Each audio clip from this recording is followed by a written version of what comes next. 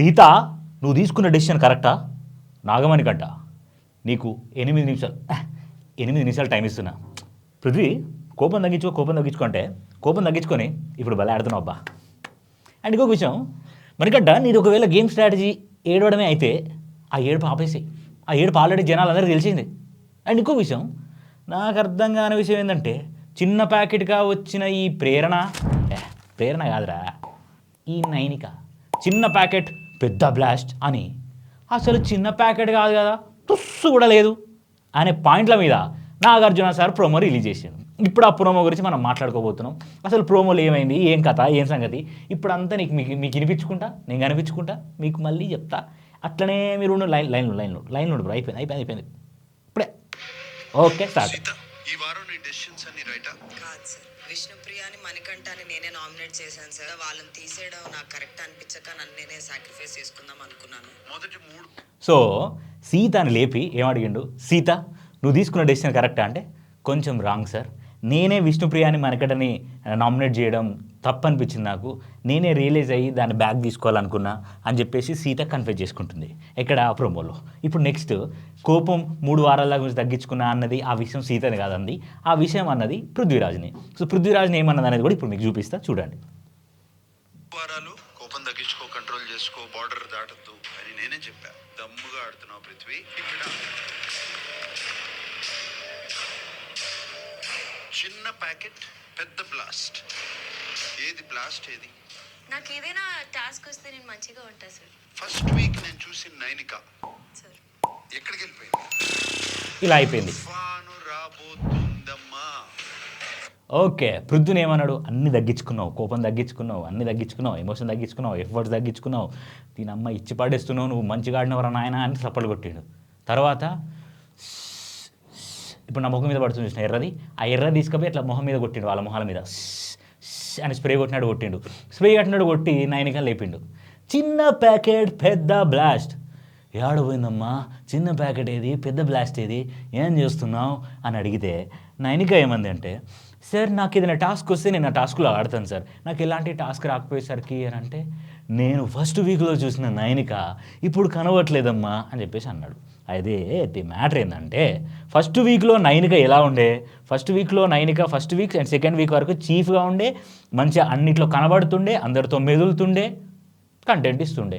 ఆ తర్వాత నుంచి కంటెంట్ ఇవ్వడం బంద్ చేసి సప్పబడిపోయి చక్కగా కూర్చున్నది, సైలెంట్గా ఉన్నది. ఇలా మాటలు పడుతుంది, మాటలే మాట్లాడతలేవు అన్న నాగ్ సారు మొన్ననే చెప్పిపోతే ఇవాళటి వరకు వారం రోజులు అవుతుంది, చేసిందే లేదు. అందుకే ఇవాళ ఎలిమినేట్ కూడా అవుతుంది నైనిక. కాసేపు అయితే ఎలిమినేషన్కి సంబంధించిన వీడియోస్ కూడా బయటకు వస్తాయి. ఇంకాసేపు అయితే తెల్లారితే ఎలిమినేషన్కి సంబంధించి ఇంటర్వ్యూ నేను తీసుకుంటా, తర్వాత మీకు ఇస్తా. ఇక పోతే తుఫాను వస్తుందమ్మా, తుఫాను. ఏ తుఫాను? వైల్డ్ కార్డుల తుఫాను వచ్చి ఏం చేస్తారంటే, తుఫాను తట్టుకోవాలంటే మీరందరు ఇట్లా గట్టిగా ఉండాలి. తుఫాను వస్తే బట్టలు వేసిపోతాయి, మీరందరూ చిన్న చిన్న పిట్టలే, మరి పిట్టలు వేసిపోతే బట్టలు వేసిపోతాయి. తుఫాను వస్తే మరి పిట్టలు ఎట్లుండాలి? చాలా గట్టిగా ఉండాలి. గట్టిగా ఉండాలి ఏం చేయాలి? గట్టిగా ఆడాలి, గట్టి కంటెంట్ ఇవ్వాలి, వాళ్ళకంటే ఎక్కువ మాట్లాడాలి, వాళ్ళకంటే ఎక్కువ కంటెంట్ ఇవ్వాలి, వాళ్ళకంటే ఎక్కువ టాస్క్లలో ప్లే చేయాలి.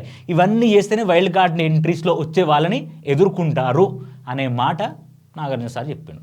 ఆ తర్వాత ఏమన్నాడంటే, మణికంఠ మనం ఇప్పుడు మాట్లాడుకుందామా తర్వాత మాట్లాడుకుందామా అంటే, ఎప్పుడైనా పర్లేదు సార్, చలో కమ్ టు యాక్షన్ రూమ్కి వచ్చిండు. యాక్షన్ రూమ్కి వచ్చిన తర్వాత, నీకు 8 నిమిషాలు టైం ఇస్తున్నా, ఈ 8 నిమిషాల టైంలో నీకు ఎంత ఏడవాలనిపిస్తే అంత ఏడ్చేసి అంటే, మొత్తం పోయింది సార్, అసలు ఏడిపే రావట్లేదు ఈ మధ్య.